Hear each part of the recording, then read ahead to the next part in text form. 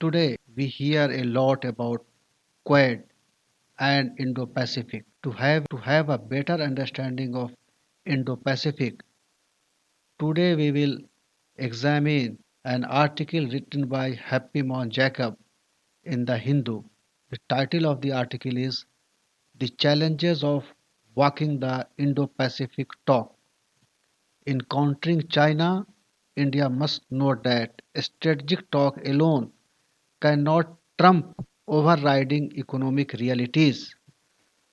Trump means outdo, outclass, outshine. That is, in countering China, India must know that strategic talk alone cannot outdo overriding economic realities. That is, economic realities have to be taken into account while ongoing strategic talk. The recently concluded third annual United States India 2+2 ministerial dialogue has amplified the ongoing conversation in India on the quadrilateral security dialogue, that is Quad, the Indo-Pacific, the threat from China, and the United States as a potential alliance partner. Just we have seen in the third annual United States India 2+2 ministerial dialogue, where we came across BECA, Basic Exchange and Cooperation Agreement, and this annual dialogue has amplified the ongoing conversation about Quad, Indo-Pacific, the threat from China, and the United States as a potential alliance partner.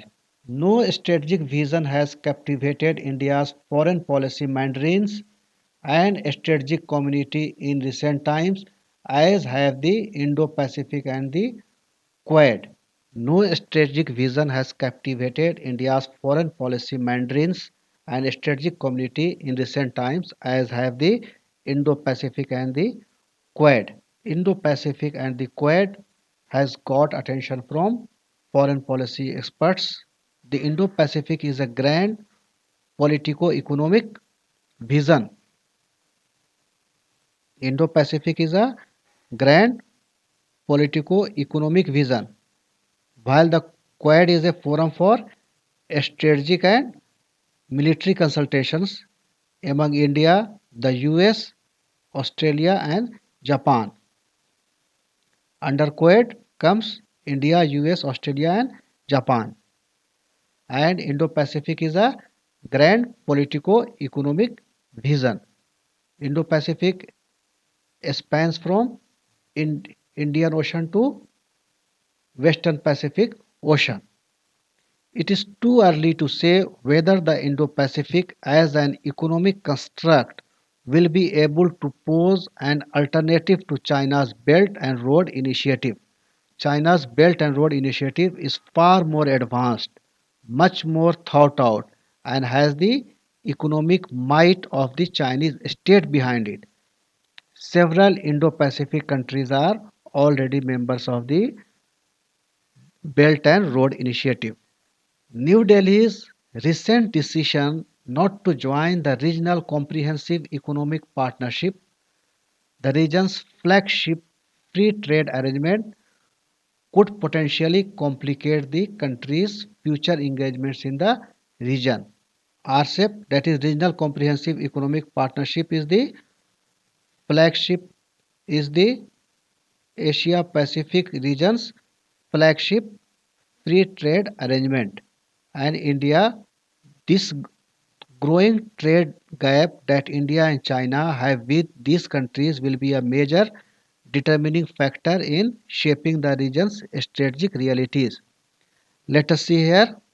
Here we can see Indian and Chinese trade with Indo-Pacific Indo-Pacific countries. With Australia, India's trade with Australia is 30 billion and China's trade with Australia is 252 billion. India's trade with United States is 87.96 billion, whereas China's trade with United States is 737.1 billion. These all figures are in dollar. India's trade with ASEAN countries is 96.8 billion, whereas China's trade with ASEAN countries is 600 billion.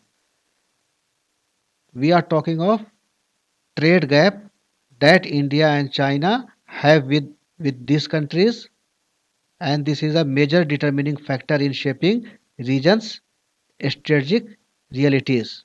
Economic role is key. Put differently, India's role in the Indo-Pacific will remain limited if it does not prove to be a major economic partner to these states. But given the economic slowdown in India today in the wake of COVID-19 and the lack of political consensus in the country about regional economic agreements such as the RCEP, India's ability to economically engage with the region remains limited. On the military strategic side too, India's performance in the region is less than desirable. India is not a part of free trade agreement of RCEP. Ability to economically engage with the region remains limited. Further, on the military strategic side too, India's performance in the region is less than desirable. So, only Indo-Pacific talk is not going to solve the purpose, but engaging and linking economically will be will be required too. That's all for today. Thanks for listening.